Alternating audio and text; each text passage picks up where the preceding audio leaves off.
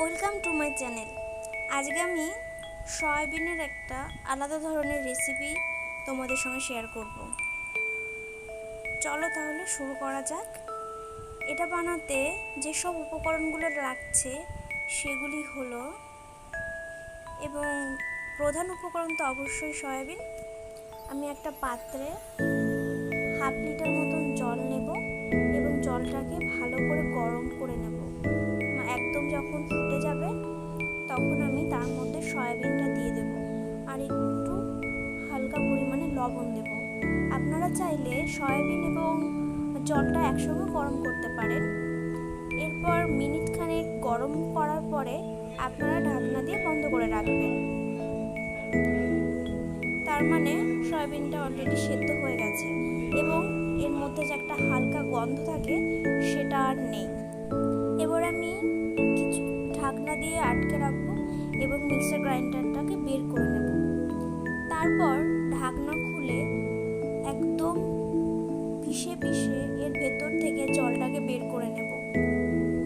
আপনারা যদি চান তাহলে হাত দিয়েও করতে পারেন, ভেতরে যেন জল না থাকে। যতটা সম্ভব পারবেন জলটাকে বের করে নেওয়ার চেষ্টা করবেন। তারপর আমি জিনিসটাকে মিক্সার গ্রাইন্ডারের মধ্যে দেব। মিক্সার গ্রাইন্ডারে দিয়ে মিক্সড করে নেব। আপনারা তো সবাই জানেন সয়াবিনের কত গুণ। আমি সয়াবিনটা বেশি ভালো খাই না, যখন আমি খাই কেমন একটা লাগে। তার জন্য আমি সয়াবিনটাকে এইভাবে রান্না করে খাই, তাহলে আমার একদম মাংসের মতন টেস্ট আসে। তো আমি এটাকে ভালো করে গ্রাইন্ড করে নিলাম। তারপরে একটা পাত্রের মধ্যে জিনিসটাকে নামিয়ে নেব। আপনারা একবার দেখে নিন জিনিসটা কেমন হয়েছে। আপনারা এইভাবেই করবেন। আপনারা চাইলে একদম মিহিও করতে পারেন, কিন্তু আমার মনে হয় না একদম মিহি করতে হবে, এরকম করলেই যথেষ্ট। এবার একটা আমি পাত্র নিলাম, তার মধ্যে সয়াবিনের এই পেস্টটাকে দিয়ে দেব আর দেব 3খানা ডিম। ডিমটাকে ফাটিয়ে দিই। আপনারা যদি ভাবেন যে ডিমের খোসার মধ্যে পড়তে পারে তাহলে আপনারা একটা আলাদা বাটিতে ডিমটাকে ফাটিয়েও এর মধ্যে দিতে পারেন।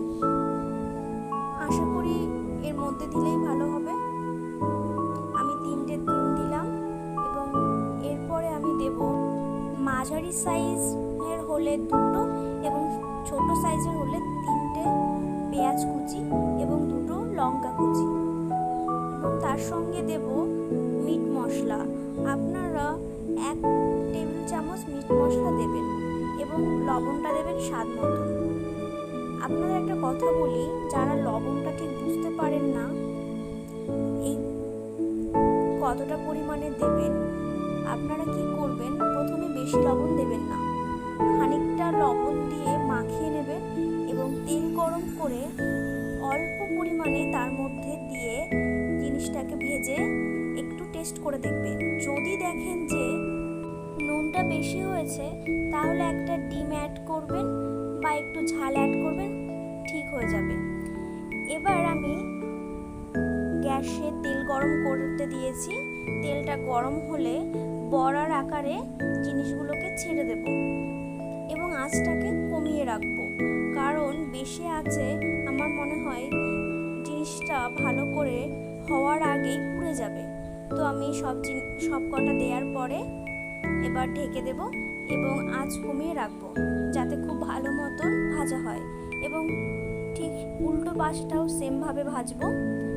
আমি না খুন্তিটাকে খুঁজে পেলাম না, মা কোথায় যেন রেখেছে, তাই আমি চামচ ইউজ করছি। আপনারা কিন্তু একদম চামচ ইউজ করবেন না, কারণ হাতে লেগে যাওয়ার ভয় থাকে।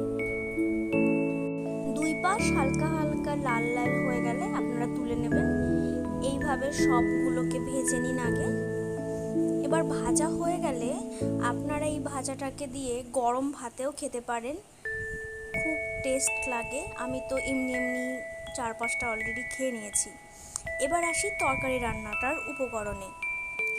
এটার যে পেস্টটা লাগবে সেটা আমি করেছি 3টে মাঝারি সাইজের পেঁয়াজ, 1 টেবিল চামচ রসুন বাটা, 1 টেবিল চামচ আদা বাটা এবং একটা টমেটো পেস্ট করে নিয়েছি।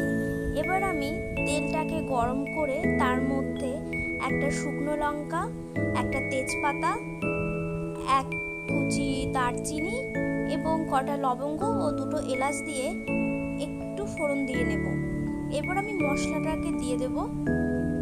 এটা যেন হালকা আঁচে হয়, আঁচ কমিয়ে খুব সুন্দর করে নেড়ে ভেজে নেব, কারণ আঁচ বাড়ালে আমার মনে হয় মশলাটা পুড়ে যাবে। যখন দেখবেন যে তেলটা ছেড়ে দিয়েছে তখন বুঝতে পারবেন যে মশলাটা কষানো হয়ে গেছে। এবার মশলা কষানো হয়ে যাওয়ার পরে আমি এর মধ্যে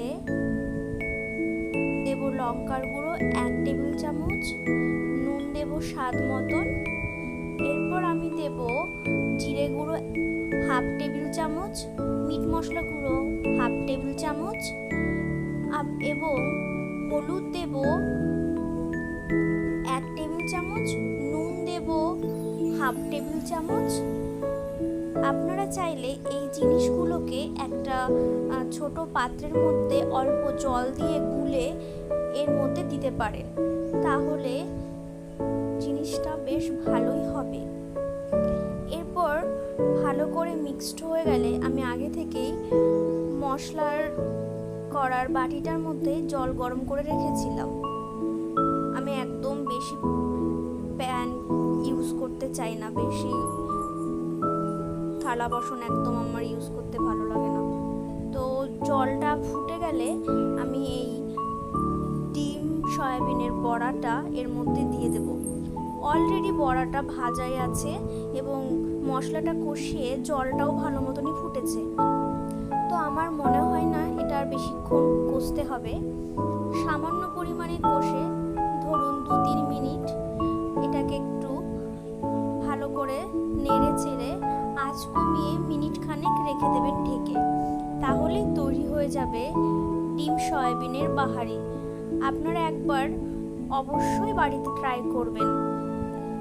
আমি চাই আপনারা ট্রাই করার পরে আমাকে কমেন্ট করে জানান। কমেন্ট করে জানাতে কিন্তু একদম ভুলবেন না এবং ভালো লাগলে বন্ধুদের সঙ্গেও শেয়ার করবেন। Thanks for watching.